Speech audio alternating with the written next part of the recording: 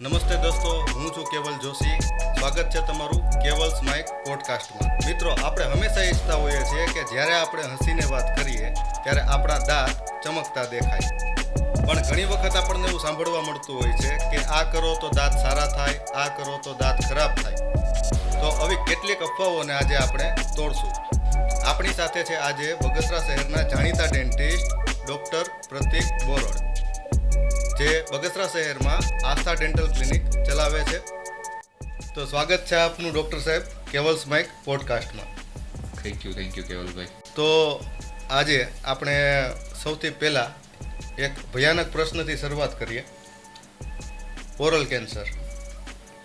Oral cancer થવાના કારણો અને જેની પાછળ કદાચ સિગરેટ, તમાકુ, માવા કે એવું કોઈ જવાબદાર છે કે નહીં, એ અમારા દર્શક મિત્રોને સમજાવો. 100% કેવલભાઈ. આજના સમયમાં આપણે જોઈએ તો ઓરલ કેન્સર એ સૌથી વધારે ઝડપથી વધતું જતું એક સૌથી મોટો પ્રશ્ન છે એમ.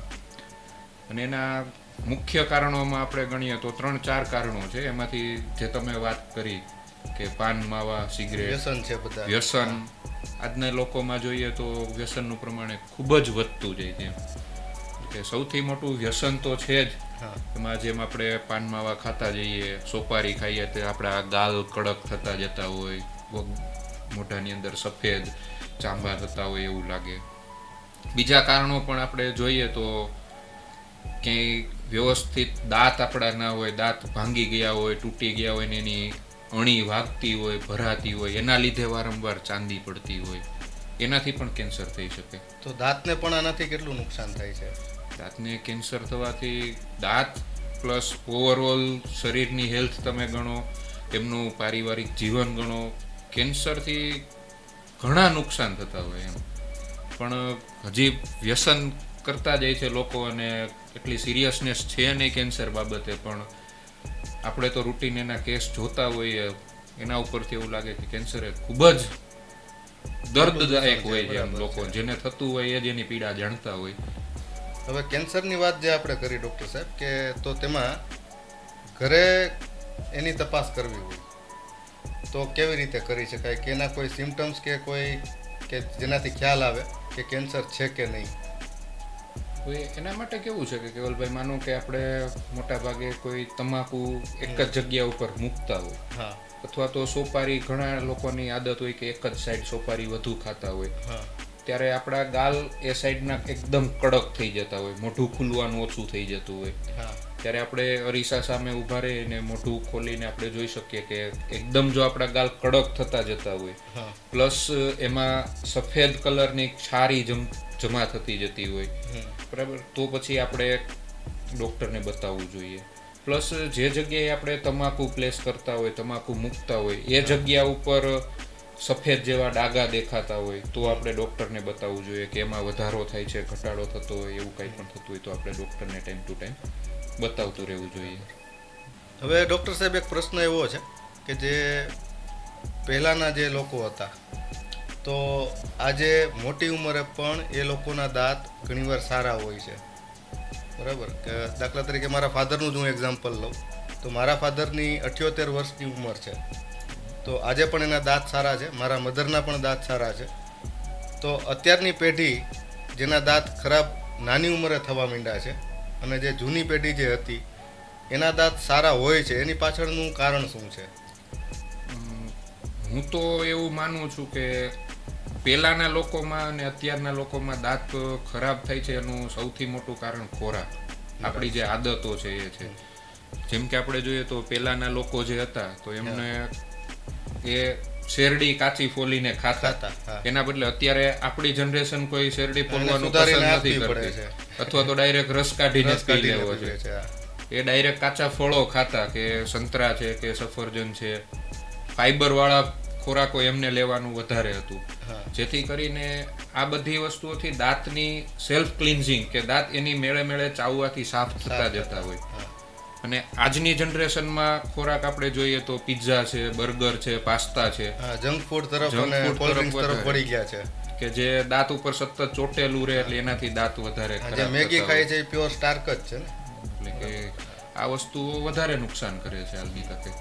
હવે ડૉક્ટર સાહેબ ઘણીવાર આપણે એવું જોયું છે નાના મોટા સેન્ટરમાં કે લોકલ ડૉક્ટર કોઈ હોય છે જે પેટી લઈને ઘણીવાર આવતા હોય છે અને દાંતની ટ્રીટમેન્ટ કરી જતા હોય છે, બરાબર, જેની પાસે કોઈ ડિગ્રી નથી. તો આવા લોકો પાસે ટ્રીટમેન્ટ કરાવી કેટલી યોગ્ય છે અને એમાં કોઈ જોખમ ખરું કે નહીં? એકદમ અયોગ્ય વસ્તુ કહેવાય એમ. હું તો એવું માનું છું કે કોઈ પણ એક ક્વોલિફાઈડ ડોક્ટર વગર જો આ ટ્રીટમેન્ટ કરાવવી એ ખૂબ જ મોટો અપરાધ આપણે ગણી શકીએ એમ.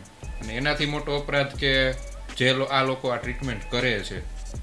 કારણ કે મોઢું છે તો એની અંદર આપણે જે કાંઈ ઇન્સ્ટ્રુમેન્ટ્સ યુઝ કરતા હોય તો એ ઇન્સ્ટ્રુમેન્ટ્સ આપણા થૂકના, આપણા બ્લડના સંપર્કમાં આવતા હોય તો એક માણસના જે રોગ કોઈ પણ છે તો એ વ્યવસ્થિત ત્યાં ઓટોક્લેવ ના થાય કે દાંતના જે સાધનો વપરાણા છે એ વ્યવસ્થિત સાફ સફાઈ ના થાય અને પછી એના જ ઇન્સ્ટ્રુમેન્ટ્સ એ લોકો બીજા દર્દીમાં યુઝ કરતા હોય અથવા તો એ નોર્મલ રીતે ગરમ પાણીમાં કેવી રીતે ધોઈને યુઝ કરતા હોય છે જેનાથી બધા બેક્ટેરિયા નથી જ મરવાના, તો બીજા લોકોને એનો ચેપ લાગવાની સંભાવના બહુ વધી જાય.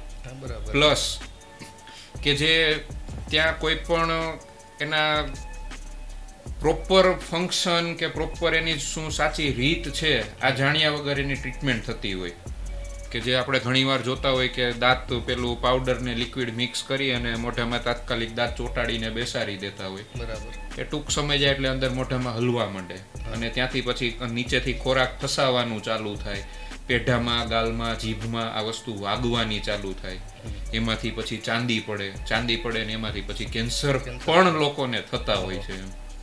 એટલે આ ખૂબ જ મોટી એક ગંભીર બાબત કહેવાય અને એનું સૌથી મોટું કારણ છે કે લોકોમાં એટલી જાગૃતતા નથી.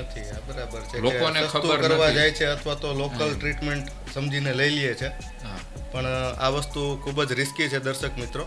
તો આ વસ્તુનું ખાસ ધ્યાન રાખવું જોઈએ અને સર્ટિફાઈડ ડૉક્ટર પાસે જ આની ટ્રીટમેન્ટ આપણે લેવી જોઈએ. 100% કેવલભાઈ સાચી વાત છે.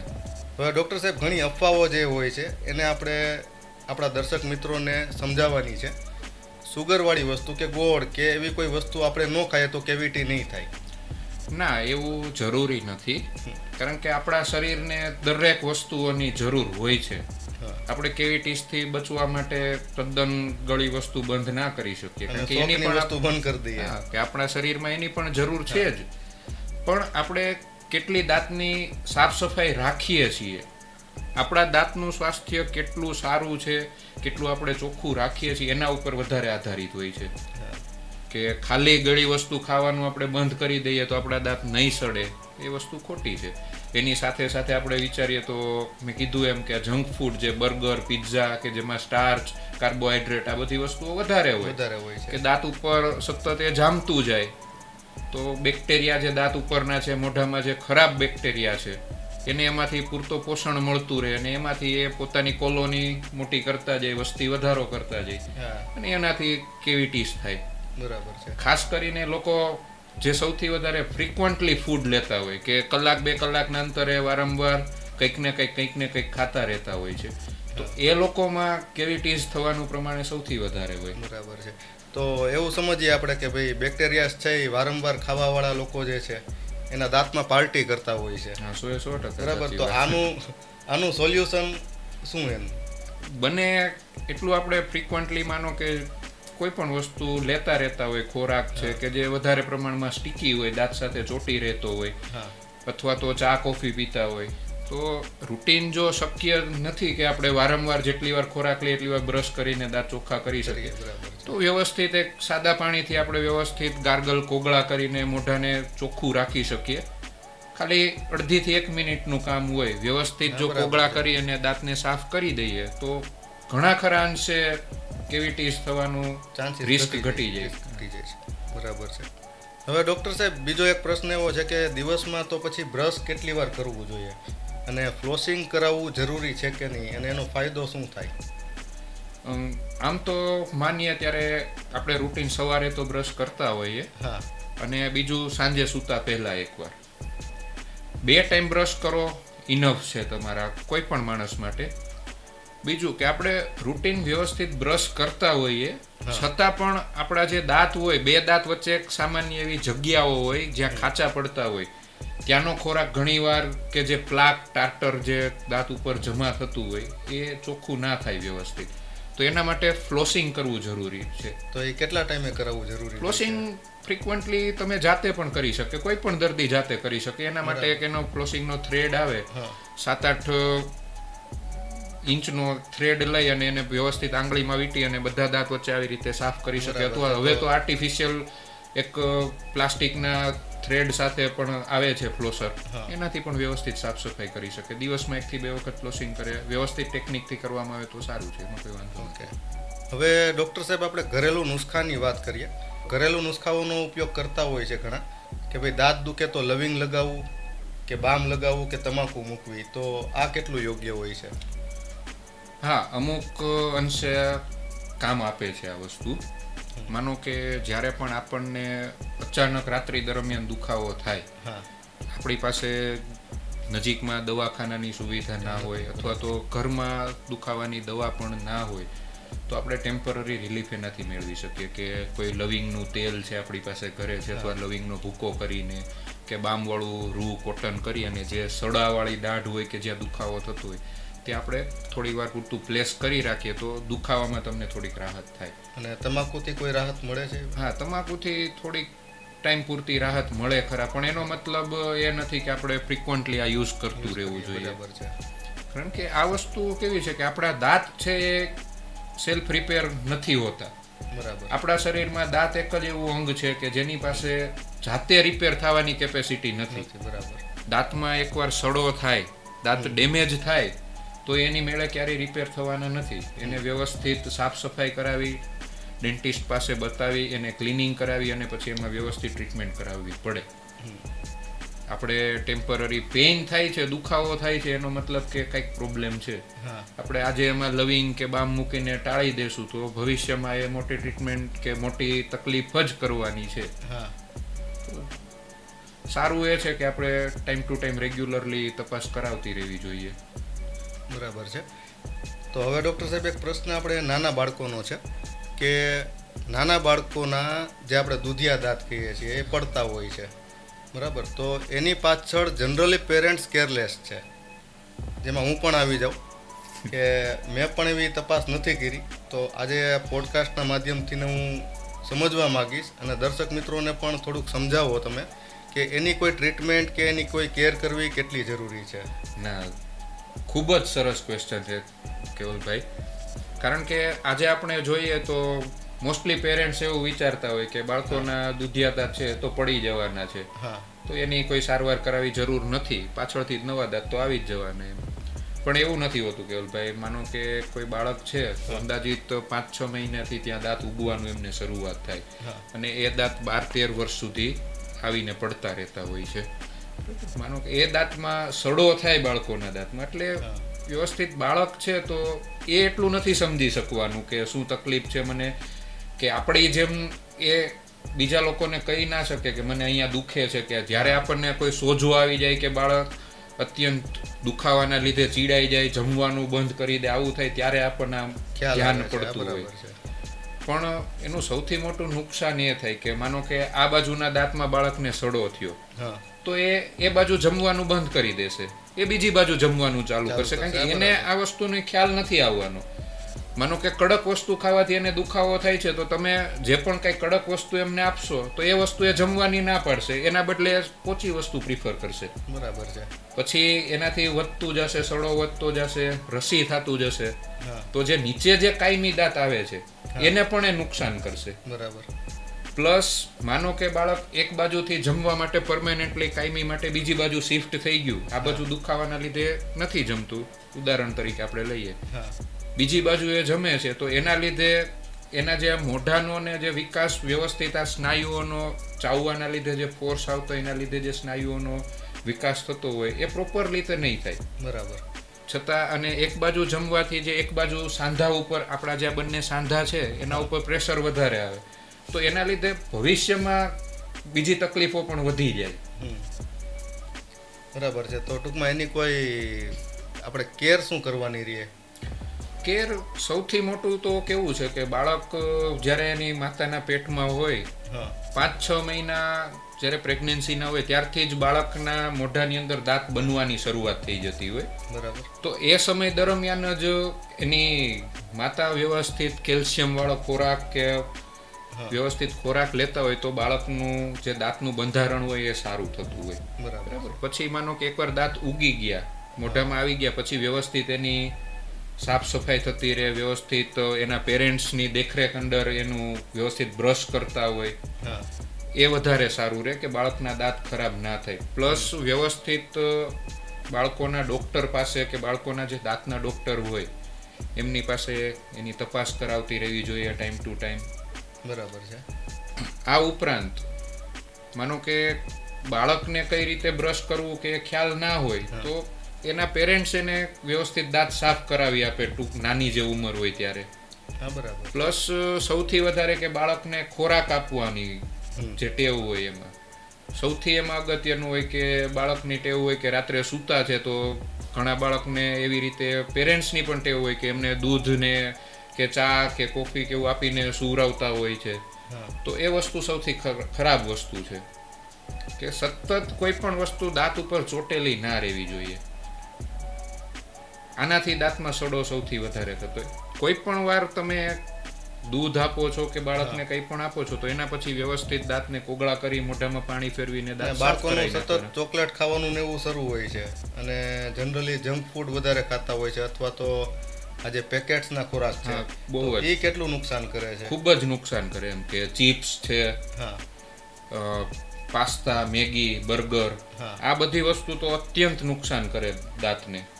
ચોકલેટ જે બધી દાંતમાં ચોટેલી રહે લાંબા સમય સુધી દાંતમાં વસ્તુ કોઈ પણ ચોટેલી રહે એટલે નુકસાન કરવાની. બરાબર છે.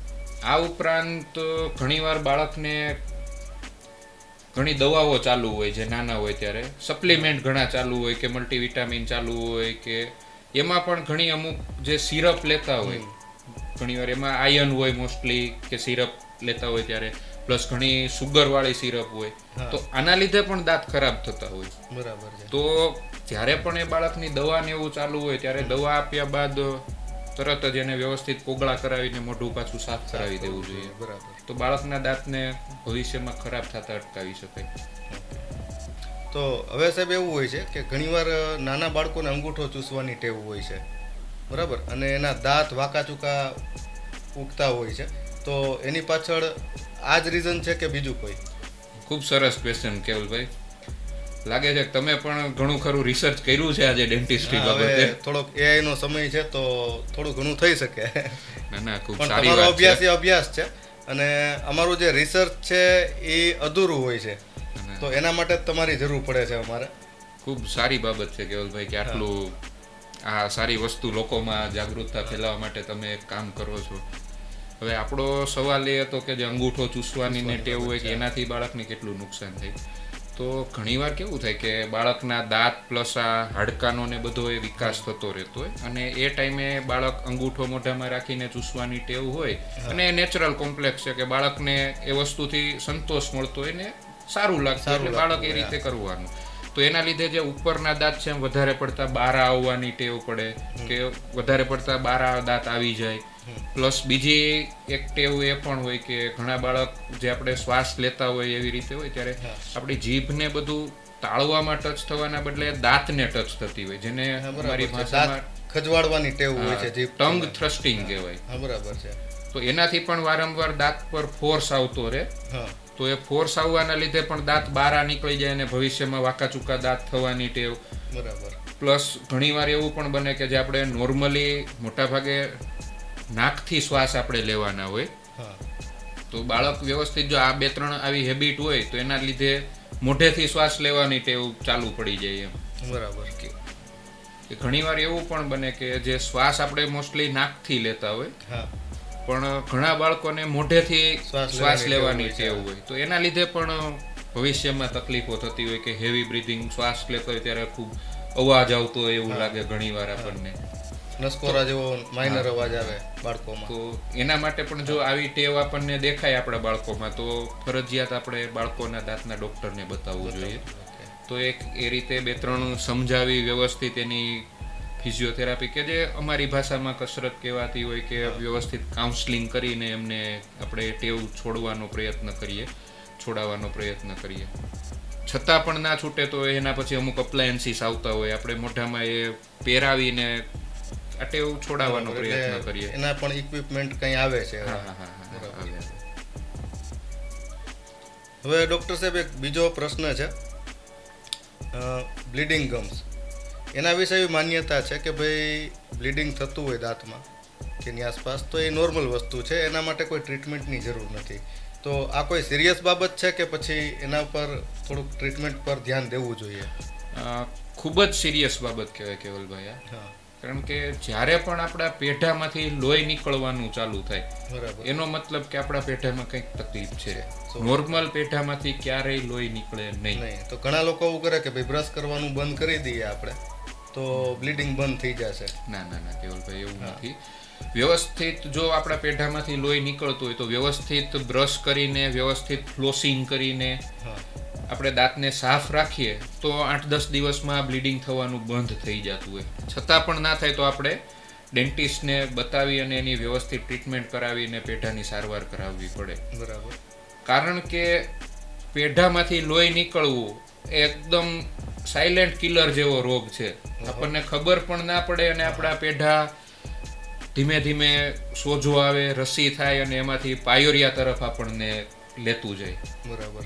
પાયોરિયા એક એવો રોગ છે કે એમાં આપણને કંઈ ખબર જ ના પડે, દુખાવો પણ શરૂઆતના સ્ટેજમાં ના થાય અને આપણા દાંતની ફરતેનું હાડકું, પેઢા કે જે દાંતને સૌથી વધારે મજબૂતી આપે, દાંતનો સપોર્ટ સિસ્ટમ જે કહેવાય, એ નબળું પડતું જાય અને અલ્ટિમેટલી અમુક સમય પછી આપણા દાંત હલવા માંડે.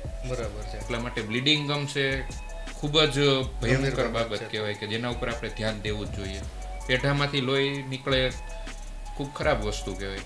એટલે 2-3 કારણસર આમ તો લોહી નીકળતા હોય કે માનો કે ઘણીવાર આપણે બહુ જોરથી બ્રશ ઘસતા હોય, આપણને એવું ખોરાકના હિસાબે પણ થઈ શકે, કડક વસ્તુ કંઈક ખવાઈ ગઈ હોય તો ટેમ્પરરી હોય કે કંઈક વાગી જવાથી માનો કે લોહી નીકળે છે તો પાછું ટેમ્પરરી રાહત થઈ જવાની. પણ ઘણીવાર આપણે બહુ જોરથી દાંત સાફ કરવા માટે આપણને એવું મગજમાં હોય કે જોરથી બ્રશ કરીએ એટલે અમારા દાંત સાફ થઈ જાય, એના લીધે પણ પેઢા ઘસાય અને લોહી નીકળે. અને બીજું કે વ્યવસ્થિત દાંત સાફ ના થાય એટલે એના ઉપર ક્ષાર જામતો જાય, પીળી પરત જામી ગઈ હોય આપણે જોઈએ તો ઘણાના મોઢામાં, એનાથી પણ આ લોહી નીકળે ને પાયોરિયાની શરૂઆત થાય. બરાબર છે. હવે ડૉક્ટર સાહેબ એક બીજી વાત છે કે ડાપણ દાઢ જેને કહીએ આપણે, તો આ જ્યારે ડાપણ દાઢ આવતી હોય છે ત્યારે અસહ્ય દુખાવો હોય છે, તો એના માટે કોઈ ટ્રીટમેન્ટની કંઈ જરૂર હોય છે કે નહીં? ના, એવું તો નથી હોતું કેવલભાઈ. પણ સૌથી મોટું લોકોમાં એવું માનવાનું હોય કે માન્યતા હોય કે ડાપણ દાઢ છે એ 32 દાંત સિવાયની દાઢ છે. એવું નથી હોતું. ડાપણ દાઢ એટલે આપણી 32 માની જ એક દાઢ, જે ચારે ખૂણા ઉપર સૌથી છેલ્લા નંબરની જે દાઢ હોય એનું નામ ડાપણ દાઢ. બરાબર છે. બરાબર. આજથી માનો કે ઘણા હજારો વર્ષો પહેલા કે આપણે જોઈએ તો ત્યારના લોકોનો ખોરાક એવો હતો કે કાચી વસ્તુઓ વધારે ખાતા, કે માંસાહારી પેલા લોકો હતા કે વધારે ખાતા, તો ચાવવા માટે વધારે ફોર્સની જરૂર પડતી. તો ત્યારે એ લોકોના જડબાને એનો વિકાસ વધારે પ્રમાણમાં હતો, તો ત્યારે ડાપણ દાઢ લોકોને નોર્મલ રીતે ઉગી જતી. બરાબર. આજકાલના હવે આપણે ખોરાક જોઈએ તો એટલો ઉપયોગ નથી થતો, ફાઈબર્સ વાળો ખોરાક ઘટી ગયો, તો ડાપણ દાઢ હવે લોકોને એટલી જરૂરિયાત નથી આવતી એની. તો ઘણા લોકોને કેવું જેનું જડબું માનો કે સાઈઝમાં મોટું હોય તો એ લોકોને ડાપણ દાઢ વ્યવસ્થિત સીધી રીતે આવી જતી હોય તો નડવાના ચાન્સ ઓછા હોય. બરાબર. ઘણા લોકોને માનો કે વ્યવસ્થિત બહાર ના નીકળી શકે, કાં તો આખી હાડકામાં જ હોય, કાં અડધી હાડકામાં હોય, અડધી પેઢામાં હોય અને અડધી જ બહાર નીકળી હોય. બરાબર. આવી રીતે હોય તો એમાં ખોરાક ફસાય અને દુખાવો કરે. તો એ કઢાવી પડે કે એવું કઈ ટ્રીટમેન્ટ કરવી પડે એની કે? 100% જો એ નડતી હોય, આપણને નડતર રૂપ થતી હોય, એના લીધે વારંવાર ત્યાં બટકું ભરાઈ જવું, ગાલમાં, જીભમાં ડાપણ દાઢ ત્રાસી હોય તો ગાલમાં ભરાતી હોય ને એના લીધે ચાંદી પડતી હોય વારંવાર, અથવા તો વારંવાર ખોરાક ફસાવાના લીધે દુખાવો થતો હોય, તો ડર જે હોય એ આપણો ડર કાઢી અને ડાપણ દાઢ કઢાવી જરૂરી. બરાબર. કારણ કે આના લીધે નકર ભવિષ્યમાં બીજી તકલીફો થવાના ચાન્સ બહુ જ વધારે છે. હવે ડૉક્ટર સાહેબ એક એવું બને છે કે ભાઈ ડાપણ દાઢ કઢાવી છે અથવા તો દાઢ કોઈ સડેલી કઢાવી છે કોઈને, તો એક ડર હોય છે દરેક વ્યક્તિમાં કે મગજની નસ સાથે કનેક્શન હોય, આંખની નસ સાથે કનેક્શન હોય અને આ ખેંચાઈ જાય. તો આ વાત કેટલી સાચી છે? એવું કાંઈ હોતું નથી. આ કેવું કે લોકોને એકબીજા દ્વારા ડરાવવામાં આવે કે કોઈનો હા ખરાબ એક્સપિરિયન્સ રહ્યો હોય ક્યારેય, હા તો એના દ્વારા પાછી વાતચીત થતી હોય ને બીજા લોકોને ડરાવવામાં આવે કે મેં આમ કરાવ્યું તો મને નસ ખેંચાઈ ગઈ. બાકી એવું કંઈ હોતું નથી. હા ભગવાનની બનાવટ ખૂબ સારી હોય છે. ભગવાને બધા કનેક્શન અલગ અલગ જ આપ્યા છે. દાઢનું કનેક્શન અલગ છે, આંખનું, કાનનું, બધા કનેક્શન અલગ જ હોય છે. એટલે દાઢ કાઢવાથી ક્યારેય નસ ખેંચાવી કે આવા મેજોરિટી કેસમાં ક્યારેય પણ પ્રોબ્લેમ હોતા નથી. બરાબર છે. થતા પણ નથી આવા કોઈ પ્રોબ્લેમ ક્યારેય. ઓકે, હવે ડૉક્ટર સાહેબ એવું બને કે ઘણા એવું પણ માનતા હોય છે કે ભાઈ સુગર ફ્રી આપણે વસ્તુઓ કોઈ ખાઈએ, જેમ કે કોઈ કોલ્ડ ડ્રિંક્સ કે એવી કોઈ વસ્તુઓ લઈએ સુગર ફ્રી, તો એનાથી કેવિટીઝ નહીં થાય કે એવી કોઈ શક્યતા કે દાંતને કોઈ નુકસાન નહીં થાય? ના, એવું ના હોય. ભલે કોઈ પણ કોલ્ડ ડ્રિંક છે, સોફ્ટ ડ્રિંક છે, એ સુગર ફ્રી હોય, પણ આમ જોઈએ તો કોઈ પણ કોલ્ડ ડ્રિંક કે સોફ્ટ ડ્રિંકનો આપણે સ્વભાવ કે નેચર જોઈએ તો એ એસિડિક હોય. હા બરાબર. એટલે એસિડ આપણે બધા લોકો જાણીએ કે એસિડને કોઈ પણ વસ્તુ ઉપર આપણે ફ્રિકવન્ટલી વારંવાર નાખીએ તો એ વસ્તુ ઓગળી જાય. તો વારંવાર આપણે કોલ્ડ ડ્રિંક કે સોફ્ટ ડ્રિંક કે કોઈ પણ ઇવન લીંબુ પાણી પણ હા વારંવાર લીંબુ શરબત, લીંબુ પાણી કે કાચું લીંબુ ઘણાને ખાવાની ટેવ હોય, હા આ વસ્તુ લેતા હોય તો આપણા દાંતની જે ઉપરનું લેયર છે કે જેને ઇનેમલ કહેવાય, જે આપણા દાંતનું આ દુખાવો, કળવાની આ બધી વસ્તુઓથી આપણને બચાવતું હોય, બરાબર. એ ઘસાતું જાય. ભલે સડો નથી થવાનો એનાથી, પણ દાંતની ઉપરનું લેયર ઘસાઈ જાય એટલે એની એ મજબૂતી પણ ઘટી આપણને જશે. નુકસાન હા, કરે બરાબર છે. હવે ડૉક્ટર સાહેબ એવું બને કે ભાઈ ઘણીવાર દાંત કડતા હોય છે, એવું કહે છે, ફરિયાદ કરે ઘણા લોકો, અથવા તો દરેક લોકોને એક આવો અનુભવ હોય જ છે કે ભાઈ ઠંડી વસ્તુ ખાઈએ કે ગરમ વસ્તુ ખાઈએ વારાફરતી તો પણ ઘણીવાર દાંત કડતા હોઈએ છે. તો એની પાછળનું રીઝન શું છે? હવે જો કેવલભાઈ, હા. દાંત કળવા માટે સૌથી મોટું રીઝન હોય કે આપણા જે દાંત હોય ને એની સૌથી ઉપરનું લેયર હોય એ ઘસાઈ ગયું હોય. બરાબર. ઘસાવાના ઘણા કારણો હોય કે એક તો લાંબા સમયથી સોપારી જેવું કડક વસ્તુ ખાવાનું વ્યસન હોય. વારંવાર સોપારી ખાવાથી આપણા ઉપર નીચે બંનેના દાંત આમ ઘસાતા જતા હોય હા અને આપણું ઉપરનું લેયર ઘસાઈ જાય કે જે ઇનેમલ છે, જેને આપણે ઇનેમલ કહીએ. આપણા શરીરનું સૌથી મજબૂત લેયર એ હોય, બરાબર. એ ઘસાઈ ગયું. ઘસાઈ ગયું એટલે પછીનું જે લેયર આવે છે ડેન્ટિન, એ ડેન્ટિનની અંદર આપણી જે નર્વ્સ એન્ડિંગ હોય, બરાબર. નર્વ એન્ડિંગ્સ એમાં હોય, બરાબર. અને એક રીતે આપણે ગણીએ તો મલ્ટિપલ ટ્યુબ કેવી રીતે આપણે રાખીએ, કોઈ પણ નળી છે એક સાથે વધારે પડતી નળીઓનો બંચ મધપૂડા ટાઈપનું આપણે ગણીએ કે જે નકરા હોલ હોય, બરાબર. એ ટાઈપનું આપણું ડેન્ટિનનું બંધારણ હોય. અને દરેક હોલમાં એક નર્વ એન્ડિંગ આવતું હોય. એટલે જે એની ઉપર આખે કોઈ એક લેયર છે, હા એ લેયર એને બચાવતું હોય. પછી આપણું એ લેયર જ ઘસાઈ ગયું એટલે આપણે કોઈ પણ ઠંડી હવા લાગે કે ઠંડુ પાણી અડે, ઇવન ગરમ વસ્તુ કે ગળી વસ્તુ અડે તો એ નર્વ એન્ડિંગ સેન્સિટિવ થાય અને મગજ સુધી સંદેશો પહોંચાડે એટલે આપણને દાંત કળવાની શરૂઆત થાય. બરાબર. અને મેં કીધું કે દાંતનું એ લેયર ઘસાઈ ગયું હોય. ઓકે, તો આ લેયર ઘસાવા પાછળના કારણો શું? એક તો મેં કીધું એમ કે ઘણા સમયથી આ સોપારીને એવું ખાતો એટલે એના લીધે ઘસાતું જાય. પ્લસ બીજું આપણે જે હમણાં સોફ્ટ ડ્રિંક, કોલ્ડ ડ્રિંકની વાત થઈ હા કે જેના લીધે ઉપરનું લેયર છે ઓગળી જતું હોય ને ઘસાતું હોય. હા પ્લસ આપણે બ્રશિંગ ટેકનિક ખૂબ ખોટી હોય. જેમ આપણે પહેલા વાત થઈ એમ કે જોરથી વજન દઈ અને આપણે બ્રશ એકદમ હાર્ડ બ્રશ વાપરતા હોય અને વાપરીએ, બરાબર. બહારનું લેયર આપણે બ્રશ કરવામાં જ ઘસી નાખીએ. હા આ બધાથી ઉપરનું લેયર ઘસાય. આના ઉપરાંત ઘણા લોકોને તમે સાંભળ્યું હોય કે કદાચ જોયું હોય તો રાત્રે સૂતા હોય ત્યારે દાંત કચકચાવવાની ટેવ હોય, હા દાંત ઘસતા હોય રાત્રે સૂતા હોય ત્યારે ઊંઘમાં. બરાબર. તો આના લીધે પણ દાંતનું લેયર ઘસાઈ જાય. બરાબર છે. તો દાંત ભીસવા નહીં ટૂંકમાં. હા, બહુ ગુસ્સો ના બહુ કરવો. ગુસ્સો ન કરવો. તો ડૉક્ટર સાહેબ, હવે ઘણા લોકો દાંત ચમકાવવા માટે જોર જોરથી બ્રશને ઘસતા હોય છે, અને કદાચ તમે પણ એવી ટ્રાય કરી હોય ને મેં પણ કરેલી છે. તો આ વસ્તુ કેટલી યોગ્ય છે અને બ્રશ ખરેખર બ્રશ કરવાની ટેકનિક શું છે? 100% કેવલભાઈ, મેં પણ જ્યારે આ ડેન્ટિસ્ટ્રી ફિલ્ડમાં પ્રવેશ કર્યો હા એ પહેલા મને પણ ખ્યાલ નહોતો કે બ્રશ કઈ રીતે કરવું જોઈએ. હું પણ દાંતને જોરથી જ આપણે બ્રશ કરતા ઇવન બધા કરતા જ એ રીતે. ને જે બ્રશિંગ ટેકનિકની વાત છે, આઈડિયલી ગણીએ તો 2 મિનિટ મેક્સિમમ બ્રશ ઇનફ છે આપણા માટે. બરાબર. 2 મિનિટ 2 ટાઈમ, આ ગોલ્ડન રૂલ છે અમારી ડેન્ટિસ્ટ્રીનો.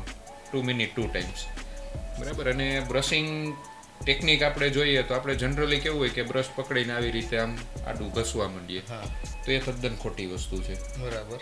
કારણ કે આપણા દાંત છે, બહારની સરફેસ અંદરની સરફેસ બધી ગોળાઈ વાળી હોય. આપણે આમ આડું ઘસીએ તો ખાલી બહારની જે સરફેસ છે એ ઘસાતી રહે, પણ જે વચ્ચે ખાંચા પડે છે એ ક્યારેય સાફ નથી થવાના. તો એના માટે આપણે આવી રીતે ઉપરના દાંત સાફ કરતો હોય તો આમ ઉપર બ્રશ રાખી આમ નીચે લઈ આવવાનું, નીચેના દાંત હોય તો આમ ઉપર નીચે આવી રીતે, અને એકદમ સોફ્ટ જેન્ટલ હાથથી કરવાનું, જેમ આપણે દિવાલ ઉપર બ્રશ કરતા હોય કેમ હળવા હાથે પકડીને કરતા હોય છે એવી રીતે, સાવ હળવા હાથે. પ્લસ અંદરની સાઈડ પણ બ્રશ કરવું એટલું જ ઇમ્પોર્ટન્ટ છે. બરાબર. જીભની સાઈડ છે, તાળવા સાઈડ, અંદરની સાઈડ આપણે જનરલી કેવું બાર કરીને ફટાફટ જવા દઈએ, પણ અંદરની સાઈડ પણ બ્રશ કરવું એટલું જ જરૂરી છે. બરાબર છે. તો હવે ઘણીવાર એક કન્ફ્યુઝન એવી હોય છે કે ભાઈ ટૂથપેસ્ટ વાપરવું, લીમડાનું દાંતણ વાપરવું કે મીઠું વાપરવું, તો આમાંથી કયું યોગ્ય? હું તો એવું માનું છું કે બંનેનું કોમ્બિનેશન રાખવું જોઈએ. બરાબર. કારણ કે બંનેના ફાયદા છે. જેમ આપણે માનો કે લીમડાનું દાંતણ ને એવું કરીએ તો લીમડાની અંદર નેચરલી જ એક એનું પોતાનું કેમિકલ હોય કે જે એન્ટીબેક્ટેરિયલ પ્રોપર્ટી ધરાવે, કે જેના એ કેમિકલથી આપણા દાંતના ઉપરના બેક્ટેરિયા, મોઢાના જે ખરાબ બેક્ટેરિયા છે એ મરી જતા હોય.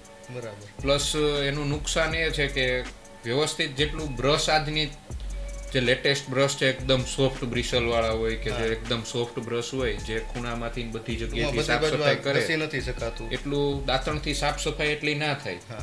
તો રેગ્યુલર આપણે બ્રશ કરતા હોય, વચ્ચે વચ્ચે ક્યારેક આપણે દાંતણ પણ કરી શકીએ. બંનેના ફાયદા છે. તો ટૂથપેસ્ટ હવે કઈ વાપરવી જોઈએ, કેવી ટૂથપેસ્ટ વાપરવી જોઈએ? ટૂંકમાં ઘણીવાર આપણી પાસે માર્કેટમાં ઓપ્શન અવેલેબલ છે કે ભાઈ આયુર્વેદિક દંતમંજન કે કોઈ પાવડર કે પછી કોઈ કેમિકલ યુક્ત બધી જે આવતી હોય છે ટૂથપેસ્ટ, એમાંથી કોઈ? હવે જો ટૂથપેસ્ટ ઘણા પ્રકારની આવતી હોય, બરાબર, પણ કોઈ પણ ટૂથપેસ્ટ તમે વાપરી શકો, જે તમને ગમતી હોય એ તમે વાપરી શકો, જે ફ્લેવર તમને અનુકૂળ હોય.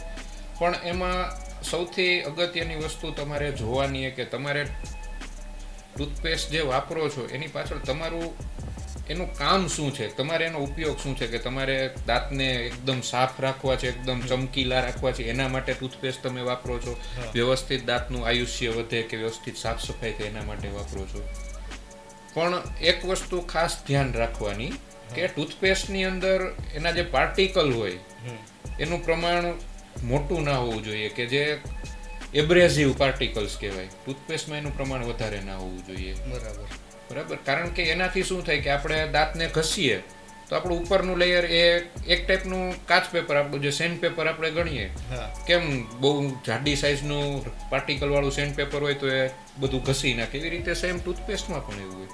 આપણે દાંતની ઉપર ઘસતા જઈએ, માનો કે 40-50 વર્ષ સુધી આપણે એક જ વસ્તુ રોજ ઘસવાની, દિવસમાં 2 વાર તો 40-50 વર્ષે આપણા દાંત ખરાબ થઈ જવાના. 100%. એટલે જેમાં પાર્ટિકલ્સની સાઇઝ નાની હોય, આઈડિયલી એની સાઇઝ આપણે ગણીએ તો 30ની સાઇઝ અમારી બહુ સારી કહેવાય. પાર્ટિકલની સાઇઝ ટૂથપેસ્ટમાં લખેલું હોય ઘણીવાર, પણ 70ની નીચે હોય તો એ સારી વસ્તુ કહેવાય. બરાબર છે. તો હવે એક પ્રશ્ન એક એવો છે કે ભાઈ આજે તમે વાત કરી કે ભાઈ ટૂથપેસ્ટથી વ્હાઇટ દાંત કરવા માટે ઘણા ઘસતા હોય છે, તો એવું પોસિબલ છે? એવી ટૂથપેસ્ટો આવે છે કે જેનાથી તમે દાંતને ચમકાવી શકો? હા, આવે છે, પણ મેં કીધું એમ કે એમાં ઘણીવાર આ વસ્તુ બનતી હોય કે એના પાર્ટિકલ સાઇઝ એમાં વધારે હોય છે, એટલે દાંત ઘસી નાખે, જેથી કરીને આપણું ઉપરનું લેયર ઘસાતું જાય ને દાંત અલ્ટિમેટલી આપણને સફેદ લાગતા હોય. ઇનડાયરેક્ટલી ટૂંકમાં એનો ઉપયોગ કરવો હિતાવહ નુકસાન છે. બીજું, ઘણીવાર દાંતને સાફ રાખવા માટે એક કેમિકલ વાળી ટૂથપેસ્ટ આવે, મોસ્ટલી હાઇડ્રોજન પેરોક્સાઇડ હોય. બરાબર. એનાથી દાંત ઉપરનું આ સફાઈ થતી હોય, તો એ ટૂથપેસ્ટ તમે ક્યારેક યુઝ કરો તો એ નુકસાનદાયક એટલી નથી. અને સૌથી વધારે નુકસાન જે દાંતને કરતું હોય તો એ અત્યારે હાલની તકે જેનો ઉપયોગ ગામડામાં વધારે થતો હોય, દંતમંજન જે પાવડર તમે આવતો હોય જોયો હોય તો આવડા ડબલા આવતા હોય છે, બહુ જૂની બ્રાન્ડ છે. મેં નામ નહીં લઉંગા, ગૂગલ કરી લેના. એક સૌથી આમાં નુકસાન કરતી વસ્તુ છે જે દંતમંજન પાવડર આવે. ઘણા લોકો કહેતા હોય, ખાસ કરીને ઓલ્ડ એજ ના લોકો, જે વૃદ્ધ લોકો હોય એ બહુ યુઝ કરતા હોય. હવેની જનરેશન એટલી યુઝ નથી કરતી પાવડર. હા એ સૌથી વધારે એબ્રેસિવ વાળી હોય, એનાથી સૌથી વધુ દાંત ઘસાવાના ચાન્સ રહે. એટલે બને તો પાવડરનો ઉપયોગ તો બહુ ઓછો જ કરવાનો. બરાબર છે. હવે ડૉક્ટર સાહેબ એવી એક અફવા છે કે ભાઈ દાંતની સફાઈ કરાવવાથી દાંત નબળા પડી જાય છે. તદ્દન ખોટી વાત છે કેવલભાઈ. હા દાંતની સફાઈ કરાવવાથી દાંત નબળા નથી પડતા. હવે કેવું થાય કે માનો કે આપણા મોઢામાં 24 કલાક થૂક આવવાનું, ખાસ કરીને નીચેના દાંતમાં અંદરની સાઈડ અને બંને ઉપરની જે આપણી દાઢ હોય ત્યાં બંને સાઈડ આપણી થૂકની ગ્રંથિ ખુલતી હોય. બરાબર, એનું ઓપનિંગ ત્યાં હોય. સતત આપણા મોઢામાં થૂક આવવાનું છે, તો થૂકમાં પણ આપણા નેચરલી ક્ષાર બધા અવેલેબલ હોય, પ્રેઝન્ટ હોય. તો એક ક્ષાર પ્લસ આપણે જે ખોરાક લેતા હોઈએ, આ બધી ડેબ્રીઝ કહેવાય, જે પ્લાક, કેલ્ક્યુલસ, આ બધી વસ્તુ આપણા દાંત ઉપર જમા થતી જાય. બરાબર. પછી વ્યવસ્થિત આપણે દાંતની સફાઈ ના કરીએ, વ્યવસ્થિત બ્રશ ફ્લોસિંગ કરીને સાફ ના કરીએ, એટલે દાંત ઉપર જમા થતું જાય અને દાંત ઉપર આખું એક લેયર બનાવી દે. હવે એક આપણે સાદી ભાષામાં સમજીએ તો આપણી જે પ્લેન ઈટું આપણે રાખેલી છે, ઈટ આપણે એક પછી એક ગોઠવેલી છે, વચ્ચે કોઈ સિમેન્ટ ને એવું નાખીને આપણે ચણતર નથી કર્યું, ખાલી એક પછી એક ઈટ રાખી આપણે, તો એ વસ્તુ હલતી રહેતી હોય. હવે એ જ ઈટ ઉપર આપણે ડાયરેક્ટ પ્લાસ્ટર કરી દઈએ તો એ પ્લાસ્ટર થી આપણે બધી ઈટને આપણે જોડી દીધી, તો એ હલતી બંધ થઈ ગઈ. તો દાંતમાં આ ક્ષાર જામે તો એનાથી કેવું થયું કે જે એક એક ઇન્ડિવિજ્યુઅલ દાંત છે આપણા, એના ઉપર આ ક્ષારનું કોન્સ્ટન્ટ આખું એક લેયરમાં પડ જામી ગયું. તો દાંત બધા એકબીજા સાથે જોડાઈ ગયા. તો આપણને દર્દીને એવું લાગે કે દાંત તો મારા મજબૂત છે, અત્યારે હલતા નથી, પણ એક ક્ષાર જેમ જેમ વધતો જાય એમ એ પેઢાને, હાડકાની અંદર ધક્કો મારતો જાય, દાંતની ફરતેથી હાડકું પેઢું નબળું પડતું જાય, પાયોરિયા થતા જાય. પણ આ ક્ષાર ના લીધે ઉપર લેયર થઈ ગયો એટલે દાંત નથી હલવાનો. બરાબર. અને માનો કે હવે આપણને બતાવવા આવે દર્દી કે એમના પેઢામાં સોજો આવે છે, લોહી નીકળે છે, ત્યારે આપણને બતાવવા માટે આવે, આપણે રૂટીન દાંતની સફાઈ કરીએ, એટલે શું થયું કે જે ઉપર લેયર જે હતું એ લેયર તો આપણે સાફ કરીને નીકાળી દીધું, એટલે હવે દાંત બધા એક એક અલગ થઈ ગયા. અલગ થઈ ગયા એટલે હવે દાંત આપણને એમ લાગે કે દાંત હલવા માંડ્યા, પ્લસ આ બધા દાંતની વચ્ચે જગ્યાઓ થઈ ગઈ. એટલે લોકોને મનમાં એવું થાય કે મેં દાંત સાફ કરાવ્યા અને મારા દાંત હલવા માંડ્યા, અથવા મારા દાંત વચ્ચે જગ્યા થઈ ગઈ, મારા દાંત ઘસાઈ ગયા. બરાબર. પણ સાચી વસ્તુ તો એ છે કે દાંત સાફ કરવાથી નથી ઘસાણા. જે આપણા દાંત ઉપર આ ક્ષાર જામેલો હતો, તો એ ક્ષારના લીધે જે આપણું પેઢું દૂર જતું રહ્યું, હાડકું નબળું પડી ગયું, એના લીધે જે જગ્યા થઈ છે તો એ જગ્યા છે.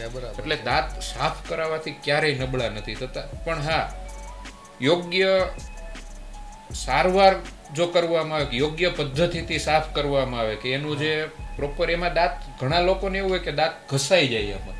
બરાબર. તો એ કોઈ ઘસવાના નથી આપણે દાંતને. એનું એક યોગ્ય ફ્રીક્વન્સીથી એ જે મશીન હોય એ વાઇબ્રેટ થતું હોય ખાલી. તો એ દાંતની ઉપર આપણે લગાડીએ એટલે કેવું થાય કે દાંતની ઉપર જે આ ક્ષારનું પડ જામેલું છે એ ઉખડી જાય ને નીકળી જાય. એનાથી કોઈ જાતનું ઘસાતું નથી.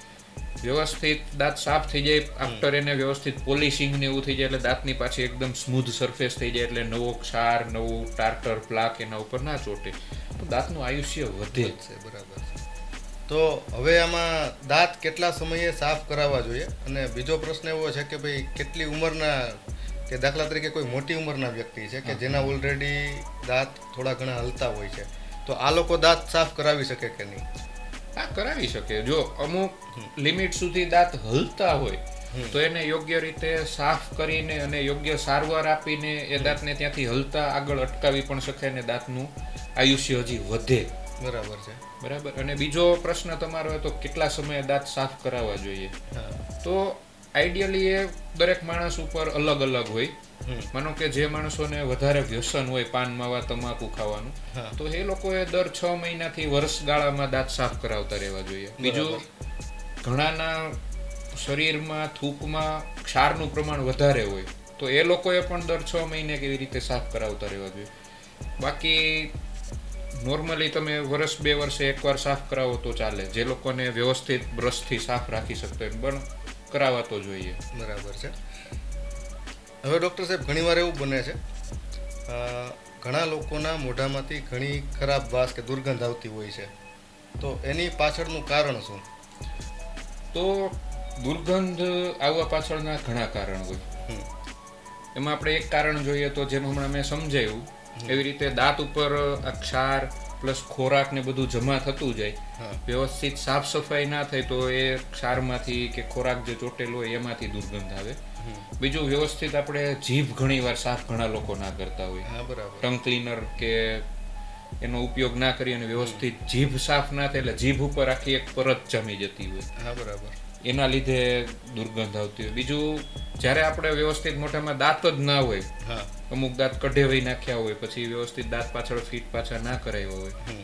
તો ખોરાક વ્યવસ્થિત ના લેવાતો હોય, ખોરાક ના લેવાતો એટલે પાચન વ્યવસ્થિત ના થતું હોય, તો એના લીધે પણ પેટમાંથી ઘણીવાર મોઢા થ્રુ દુર્ગંધ આવતી હોય.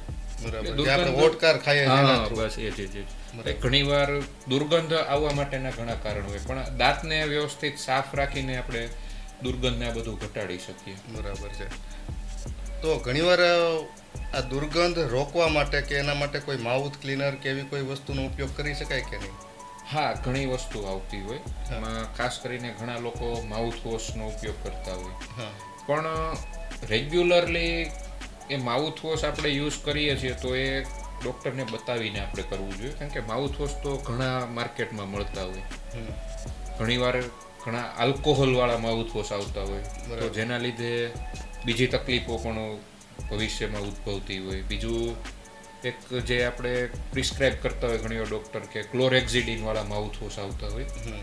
તો એના લીધે પણ લાંબો સમય યુઝ કરીએ તો દાંત ઉપર એનો સ્ટેઇન થવાના કે દાંત ઉપર એના ડાઘા થવાની પણ સંભાવના રહેતી હોય. માઉથ વોશ યુઝ કરી શકીએ પણ ફ્રિકવન્ટલી નહીં અને બરાબર. ડૉક્ટરની સલાહ મુજબ કરવાના રહીએ. બરાબર છે. તો હવે ડૉક્ટર સાહેબ બીજો એક પ્રશ્ન કે ભાઈ જે પ્રેગ્નન્ટ લેડી છે કોઈ, તો એના તો પ્રેગ્નન્સી પહેલાં દાંતનું ચેકઅપ કરાવવું કેટલું જરૂરી છે? ખૂબ જ અગત્યનો ક્વેશ્ચન છે કેવલભાઈ, હમ. કારણ કે આપણે જ્યારે હસબન્ડ વાઈફ પ્રેગ્નન્સી પ્લાન કરતા હોય એ પહેલાં જનરલ બોડી ચેકઅપ ઓલમોસ્ટ બધા લોકો કરાવતા જ હોય, જેથી કરીને ભવિષ્યમાં માતાની હેલ્થ કે એના બાળકની હેલ્થ પર કોમ્પ્રોમાઇઝ ના થાય. પણ મોટા ભાગે આપણે ઓરલ હેલ્થને એટલું પ્રાધાન્ય નથી આપતા. હમ. અને પ્રેગ્નન્સી એક ખૂબ લાંબો સમયગાળો છે. માનો કે આજે આપણા દાંતમાં સામાન્ય સડો હોય હા. અને 8-9 મહિના પછી એ સડો આગળ વધી અને રસી થવાની શરૂઆત થાય અને પ્રેગ્નન્સી દરમિયાન એમને અસહ્ય દુખાવો થાય. હમ. તો ઘણીવાર પ્રેગ્નન્સી દરમિયાન આપણે ના વધુ દવા લઈ શકીએ દુખાવા માટે ને એના માટે, પ્લસ પ્રેગ્નન્સી દરમિયાન આપણે વધારે પડતી ટ્રીટમેન્ટ પણ ડેન્ટલ ટ્રીટમેન્ટ ના કરી શકીએ, તો એ સમયગાળા દરમિયાન માતાએ ખૂબ હેરાન થવું પડતું હોય. તો પ્રેગ્નન્સી પ્લાન પહેલાં જ દાંતની ટ્રીટમેન્ટ કરાવવી જરૂરી છે. હા, દાંતનું ચેકઅપ કરાવવું ખૂબ જ અગત્યનું છે. અને જો જરૂરી હોય, જે આપણને એવું લાગે કે ભવિષ્યમાં આવનારા 9-10 મહિના અથવા 1 વર્ષમાં આ દાંત તકલીફ કરે એમ છે, તો એની પ્રોપર ટ્રીટમેન્ટ કરવી ખૂબ જ અગત્યની છે પ્રેગ્નન્સી પહેલા. બરાબર. હવે એક લાસ્ટ ક્વેશ્ચન છે ડૉક્ટર સાહેબ કે ભાઈ ડેન્ટલ ટ્રીટમેન્ટ જે છે એ મોંઘી હોય છે. હવે મારું તો એવું માનવું છે કે ડેન્ટલ ટ્રીટમેન્ટ મોંઘી નથી, પણ લોકોની બેદરકારી હા. એ મોંઘી છે. જો આપણે સમયસર દાંતની તપાસ ના કરાવીએ તો આજે જે વસ્તુ આપણા દાંતમાં સામાન્ય છે, કે માનો કે કોઈ પણ એક્સ અમાઉન્ટમાં આજે જે ટ્રીટમેન્ટ થઈ જવાની છે, હા. એ થોડોક સમય જતાં વધશે તો એનો ચાર્જ એના કરતાં બમણો થશે. હા. તો પણ આપણે નહીં બતાવીએ, કદાચ પછી દાંતની રૂટ કેનાલ કરવી પડે કે એવું કંઈ પણ થાય તો એનો ચાર્જ એના કરતાં 4-5 ગણો થાય. બરાબર. છતાં પણ આપણે ના બતાવીએ તો પછી દાંત કાઢીને કદાચ ત્યાં ઇમ્પ્લાન્ટ કરાવરાવવો પડે એવું કંઈ પણ હોય તો એનો ચાર્જ એના કરતાં 10-20 ગણો થાય. ત્યારે આપણને એવું લાગે કે ઓહો, ટ્રીટમેન્ટ તો ખૂબ રૂટીન મોંઘી ચેકઅપ છે. જેમ કરાવશું એમ ટ્રીટમેન્ટ કોસ્ટલી નહીં થાય. હા, 100% ના થાય. વ્યવસ્થિત ટ્રીટમેન્ટ કરાવીએ કે તપાસ આપણે કરાવતા જઈએ તો નાની ટ્રીટમેન્ટથી જ ઘણીવાર આપણે માનો કે હજી દાંતમાં સડાની શરૂઆત જ થઈ છે હા. ત્યાં જ આપણે એને રોકી દઈએ તો એ સામાન્ય ખર્ચામાં એ વસ્તુ બચી જવાની. બરાબર છે. તો ડૉક્ટર સાહેબ ખૂબ ખૂબ ધન્યવાદ અમારા પોડકાસ્ટમાં આવવા માટે અને અમારા દર્શક મિત્રોને એક સારી સલાહ દેવા માટે અને સુઝાવ દેવા માટે. તો ફરીવાર જ્યારે અમે આમંત્રણ આપીએ ત્યારે પોડકાસ્ટમાં પધારજો. ખૂબ ખૂબ આભાર કેવલભાઈ તમારો.